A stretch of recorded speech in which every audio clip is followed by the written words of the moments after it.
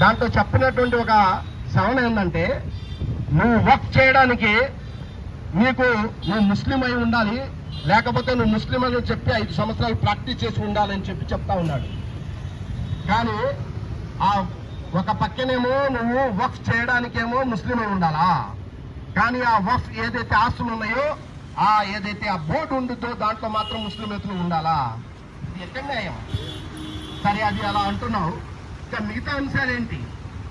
హిందూ దేవాలయాల ట్రస్టులు ఏంటి, చర్చిల అంశాలేంటి? అవన్నీ వదిలేసి కేవలం ముస్లింల మీద ఎందుకు టార్గెట్ చేస్తా ఉన్నామని చెప్పి అడుగుతా ఉన్నాం. అంటే వాళ్ళు ఇంకో విషయం కూడా చెప్తారు. ఇప్పుడు స్టార్టింగ్ ముస్లింలు, ఆ తర్వాత క్రైస్తవ చర్చిలు ఉంటాయి, ఆ తర్వాత హిందూ దేవాలయాలు ఏది వదలమని చెప్పి కూడా చెప్తా ఉన్నారు. ఇది వాస్తవం.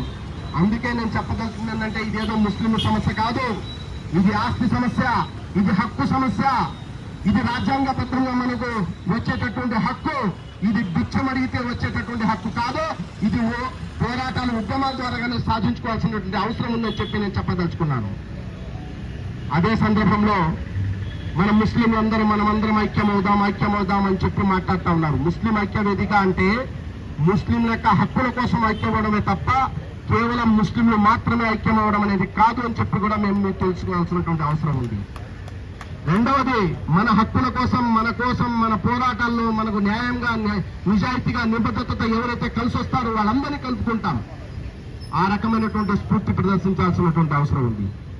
బంగ్లాదేశ్ లో హిందూ దేవాలయాల మీద దాడులు జరిగితే ఆంధ్రప్రదేశ్ రాష్ట్రంలో ఉన్నటువంటి అనేక లౌకిక సంస్థలు అన్ని కూడా దీన్ని ఖండించిన, ఇది తప్పు అని చెప్పి మాట్లాడినటువంటి అనేక మంది లౌకిక శక్తులు ఇక్కడ ఉన్నారు.